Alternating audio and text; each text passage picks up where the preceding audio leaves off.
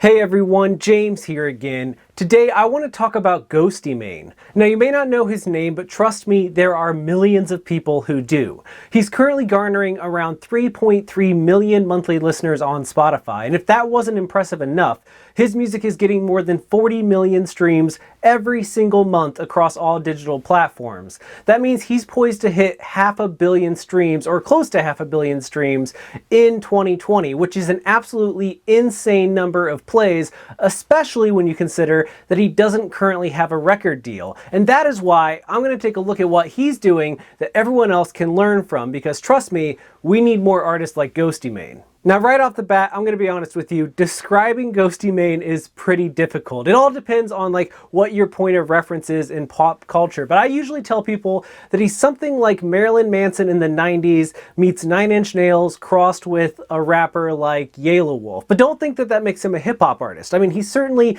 leans into the world of hip-hop and trap music, but there's also this very heavy industrial influence and metal influence, and his latest album, Anti-Icon, which is his 8th record in 6 years, is a combination of all of these things and so much more. There's a song on the record that's called Calamity, and that is almost the best way to describe his music. It is loud, it is abrasive, it is unlike anything else being made today, and people like it. Now, the first thing that I want to talk about when it comes to Ghostemane is image and branding, because he does this incredibly well.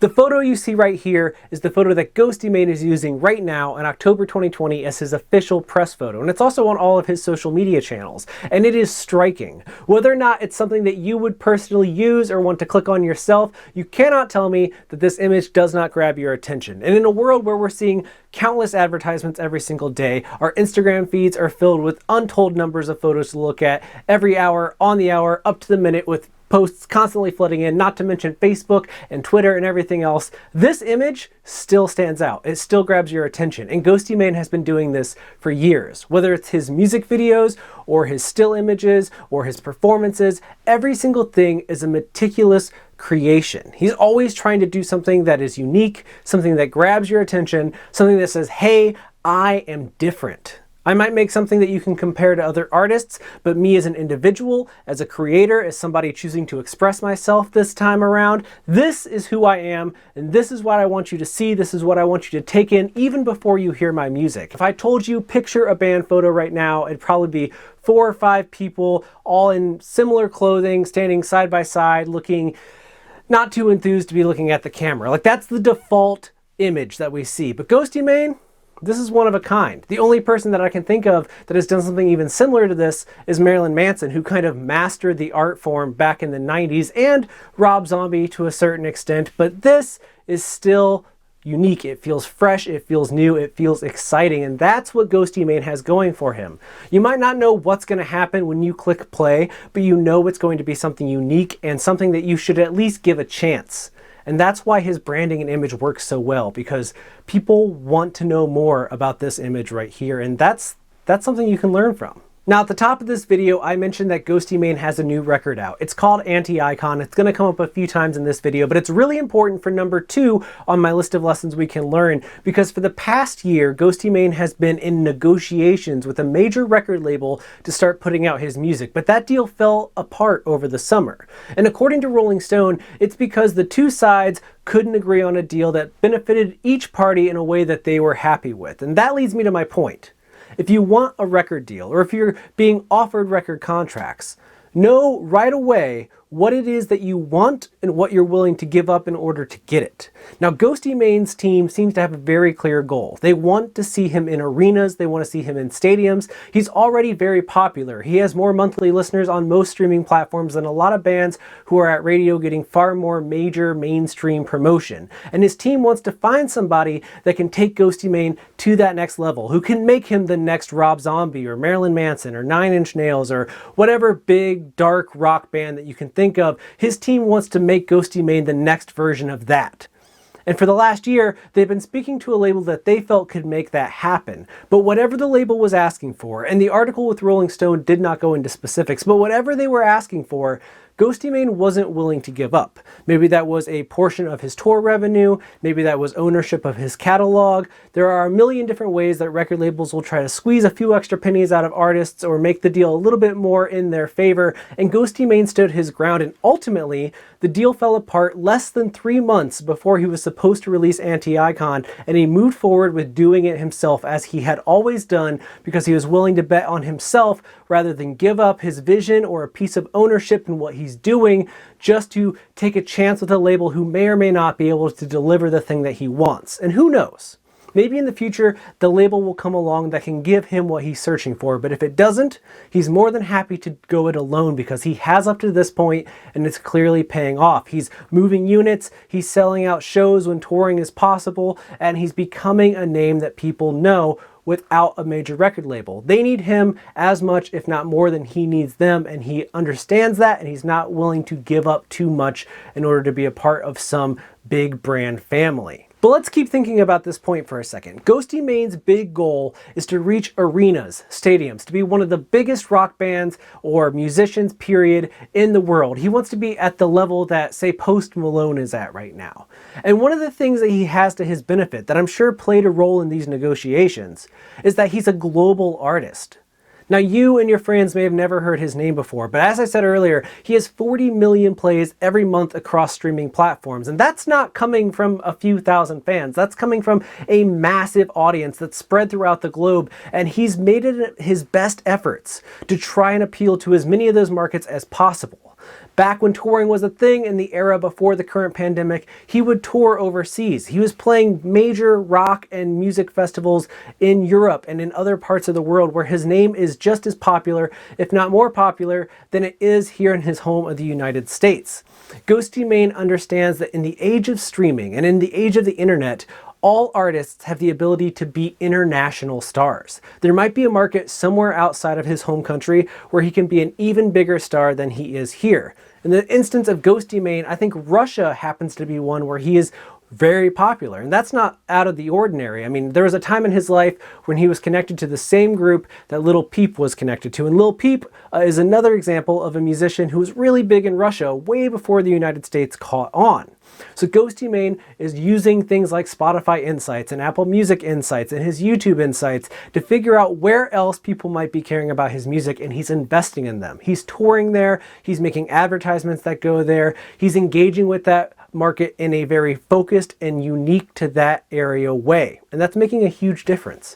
So even if you're a small artist playing in clubs here in the United States, check your stats. If you start to see some other countries popping up as being a hub for your music, or you get a lot of fans telling you to come to Brazil, for example, which is something anyone on Twitter is familiar with, if you see that happening in your career, engage that audience. You might not be able to go to that country right away, and you might not have a huge budget for advertising, but there are other markets where your music could be thriving. But you have to focus on it. You have to engage those fans. You have to treat them the same way that you treat the fans in your hometown or in your home country. You can be a global artist, and you don't need a major record label to make that possible. Their money would be nice, but you don't need it. And on that line of engaging with your fans and finding your market and doubling down on really engaging with that group and advertising to them and selling to them, it's worth mentioning that Ghostemane isn't on Twitter. It's one of the most popular social media platforms in the world. Seemingly everyone who is a public personality has a presence on Twitter, but not Ghostemane. You know where he exists? Instagram. And it makes sense. Remember this photo I showed you earlier in the video, his current default photo? If you make art like this for your promo photo, why would you use any platform that doesn't emphasize visuals? Instagram is the perfect platform for Ghostemane because his audience loves the visual aesthetics of what he's trying to do with music. It's theatrical, it's artistic, and Instagram makes sense for his brand. It's easy for him to shape the feel of his album and the aesthetics of what he's trying to accomplish through his music and through every inch of what he's doing. So Instagram is where you can find him. That's where he's posting to his stories. It's where he's filling his feed with insights from his personal life, but also touring news and music news and all of that sort. It's all on Instagram, and that's where he chooses to engage with his audience. He could easily be on Twitter, and I'm sure that he would have thousands, if not 1 million followers, but he doesn't need to be there because it doesn't really suit what he's trying to accomplish. So the lesson here is to find your audience and don't worry about the rest of it. And this is going to take some experimentation. You might need to make some videos for YouTube, have a Snapchat account, be on Twitter, be on Instagram, be on Facebook, be on whatever other apps people are promoting music on these days. But figure out where your audience is, and more importantly, where your audience is that is best suited for how you're trying to present your music and your career, and then focus on that. It's all about figuring out where your audience is going to be the most engaged and also the most entertained, and where you as a creative person will feel the most fulfilled in engaging with them on that platform. Instagram is the answer for Ghostemane. Yours may be somewhere else, but don't waste your time in places that don't interest you. Because if you're not feeling it, your audience isn't going to be feeling it. It's really that simple. So again, find where your audience is, find where you feel creatively fulfilled online, and just work on developing that platform to the best of your abilities. Forget about the rest. And as we move into number 5, we got to go back to something I brought up earlier. Anti-Icon is Ghostemane's 8th record in 6 years, which is an insane volume of work. And perhaps more surprising than that is that fans seem to be increasingly engaged in loving each subsequent release. There are a lot of artists today who are pumping out a lot of music at a very high volume and high frequency, whose fans are kind of hit or miss as far as how they receive that and how they feel about it. But Ghostemane has found a way to create a high volume of music that is also high quality. Now, there was a time in the industry where the argument was always quantity over quality. Produce a ton of music, throw it out there, and people will consume it, and if you get enough streams or enough sales, it'll all work out. And then there's the other side of the fence, which was quality over quantity. You can release one album every 5 years as long as that one album is basically perfect. Ghostemane has thrown both those ideas to the wind, and he's saying this: quality and quantity need to be one and the same. If you can put out 10 great songs 2 times per year, do that. If you can put out 20 great songs 2 times per year, do that. As long as you are constantly engaging your audience, constantly giving them something new, developing as a creative person along the way, and happy with what you're doing, don't be afraid to churn out a lot of music. Or if you just aren't feeling that creative, take the year off to work on honing songs that you really believe in.